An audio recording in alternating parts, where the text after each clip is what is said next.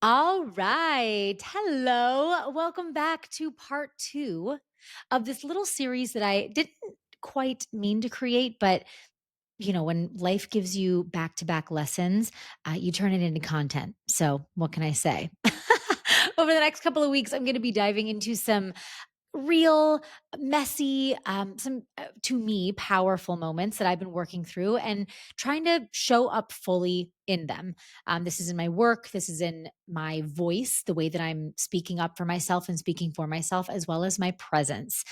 This series is called Unshrinkable, and it's about the ways that we sometimes shrink ourselves, the little shape shifting moments, the silences, the shoulds that we end up swallowing, and then what it takes to stop folding in and start standing out. That sounds good, right?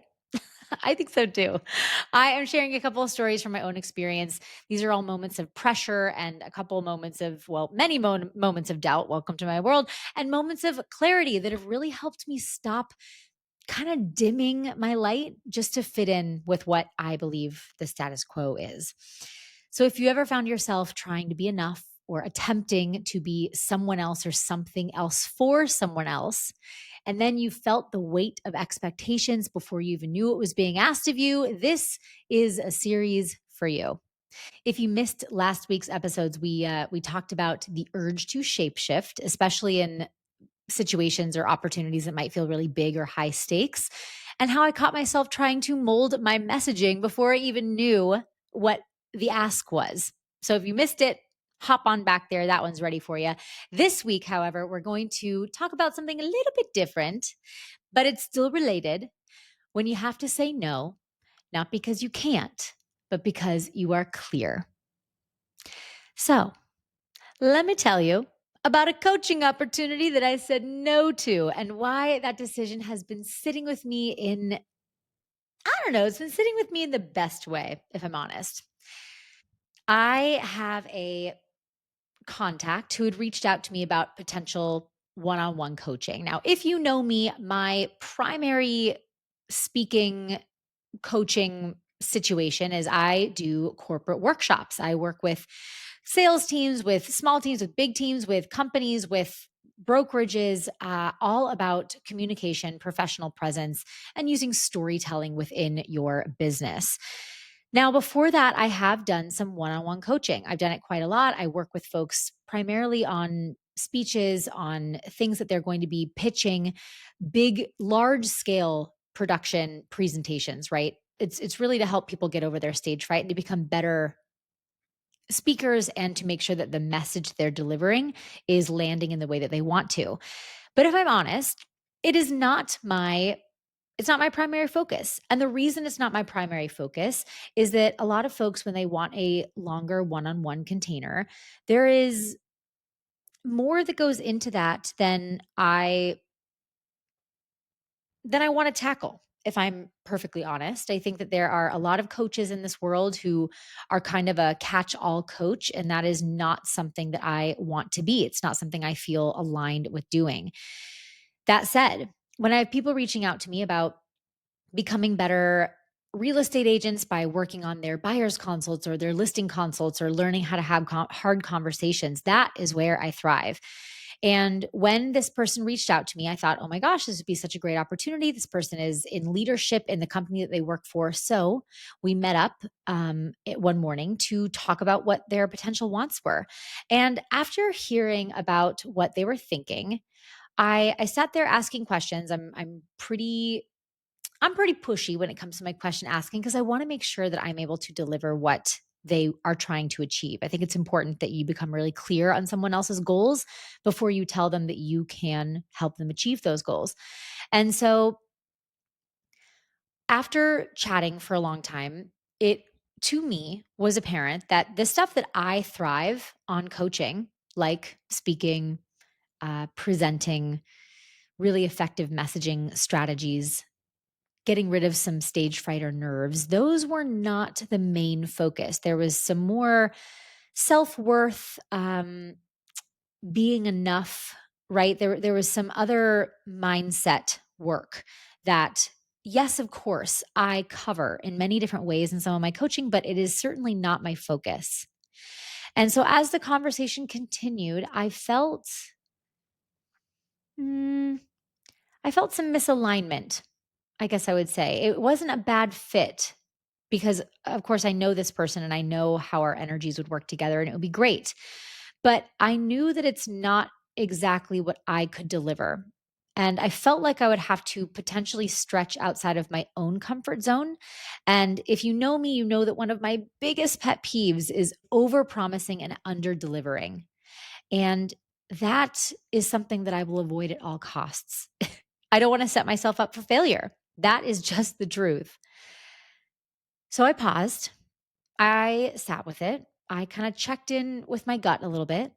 And then I told them, as much as I would love to coach and to be with them every week to work on different things, I said, I don't think that I'm going to be the best match for what you are looking for.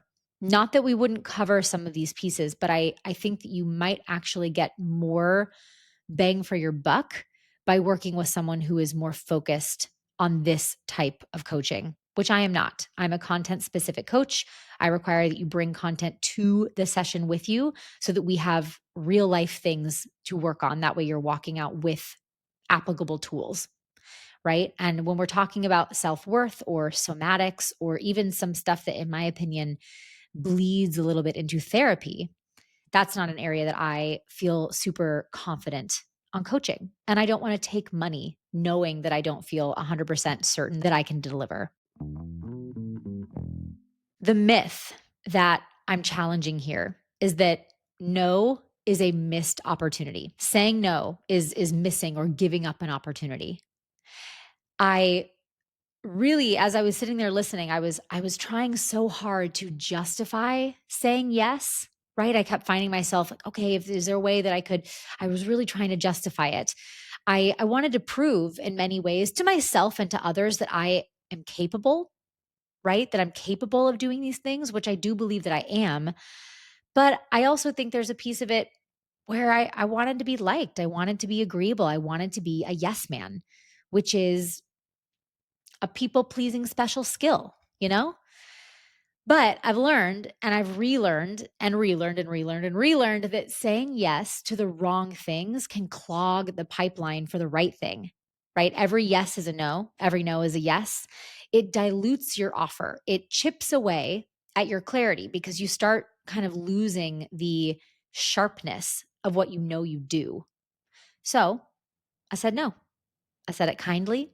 I said it confidently.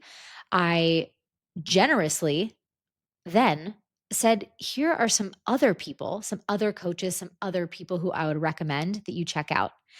And I'll tell you what, it felt like freedom. It felt like not even a relief. It felt almost as rewarding as getting the gig because I knew that not only was I confident and firm with what I knew I could offer, so I felt really in my power, but I also knew that then she was going to get what she wanted even though it wasn't with me. The truth here, I believe, is that saying no can help create the right opportunity. That no, it felt powerful because I honored my lane, right? I stayed in my lane, if you will. I respected and honored her journey, which will look very different than mine and will potentially be better served with somebody else. I didn't make it about my worth, right? So even though I couldn't exactly give her what she was after, it didn't feel it didn't feel like something that chipped away at my confidence because that's just not something that I offer. That's not my forte. If you listen to last week's episode, she needed 5'7", but I am just 5'4". The dress wouldn't have fit, you know? It wasn't a rejection, it was an alignment. And I believe that choosing alignment, teaching yourself to continue choosing things that are aligned for you is a muscle because it doesn't always feel right because it's not always exactly what society says we should do. It's specific to you. And so you have to work that muscle to get more comfortable with saying no when you feel like you should say yes. I said this earlier, but it's the idea of opportunity cost. We are all affected by this. And if you're not, get in touch because I want to work with you. Every yes has a cost. It costs you energy, it costs you time, it costs you space in your brain that you can't spend working or thinking or focusing on something else.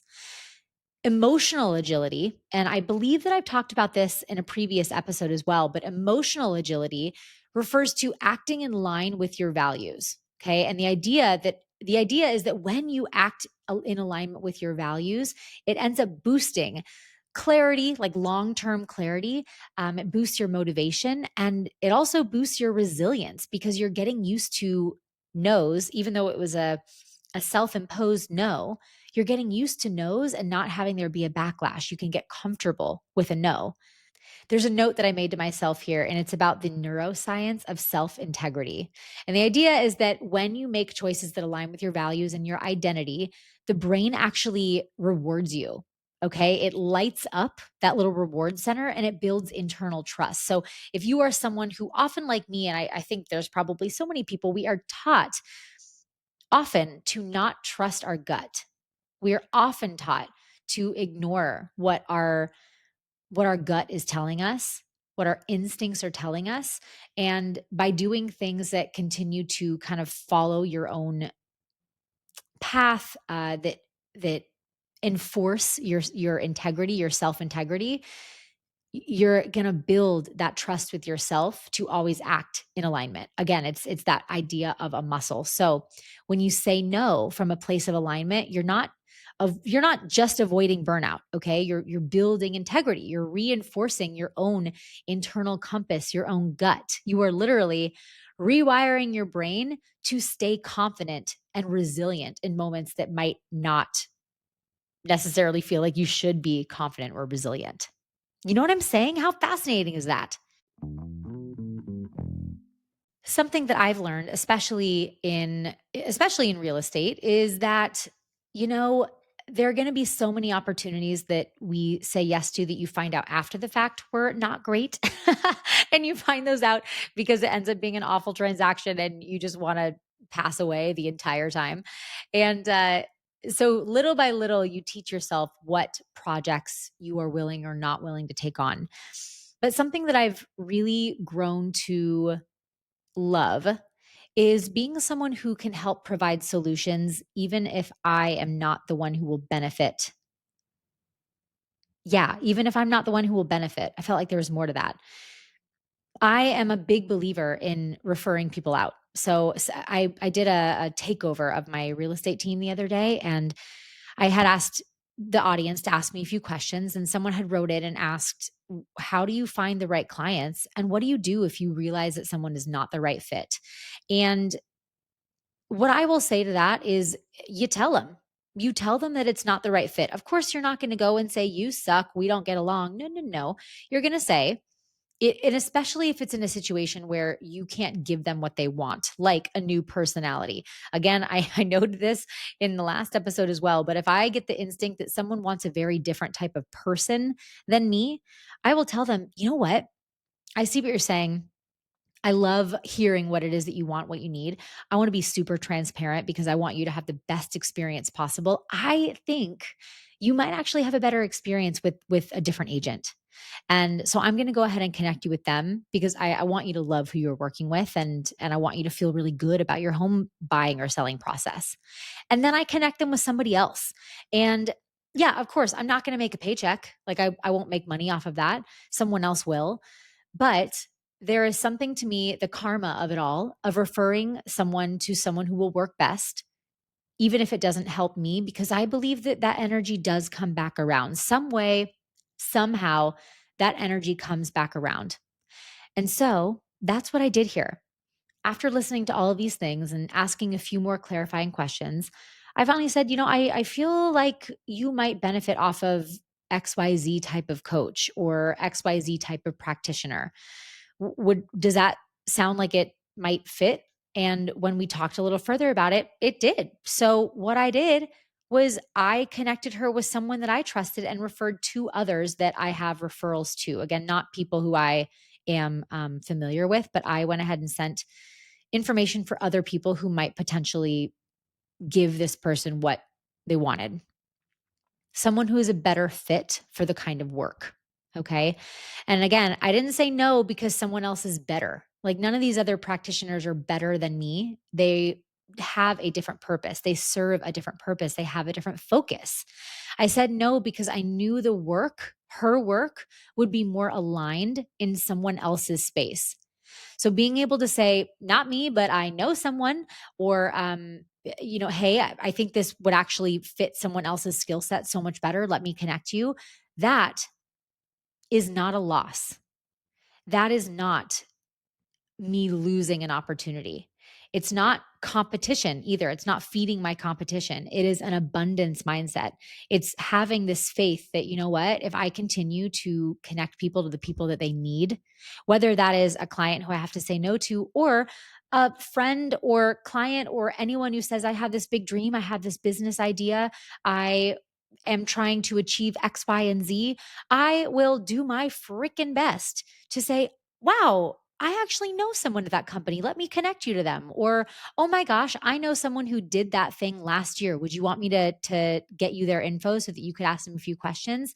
I am so fast to do that because I really do believe that even though it doesn't mean that I'm gonna get, you know, any benefit really, I think in the long run, I do end up getting a benefit. And that's that I have fed my own internal compass. I don't know, I feel like I've taken care of someone in the most honest way possible. And that is very nourishing, in my opinion. I think it's a way to stay generous and self honoring. And I think it is a way of, keeping the gates open in an era of gatekeeping. I think it's rejecting the idea of gatekeeping, and it's curating more energy. My energy, their energy, someone else's energy who I'm connecting them with, and it's building an ecosystem of mutual respect and community. Don't you think? What this really teaches, what are the takeaways here? Saying no is not a missed opportunity. It is a choice to stay in your integrity. When you're clear about what your values are, what your zone of genius is, where your expertise lies, your work becomes more powerful, it becomes more valuable because it is so clear and so direct. It does not mean that it's less available or less valuable. It just makes it more potent. Yeah, that's what I'm going to say. Saying no builds trust in yourself. It builds trust in your reputation with others because, again, you're not over promising and under delivering, which I will say again is my pet peeve. And it prevents this misaligned, crunchy, we were almost in the pocket, almost right, energetic leak that happens when you know you're not totally like on the right path.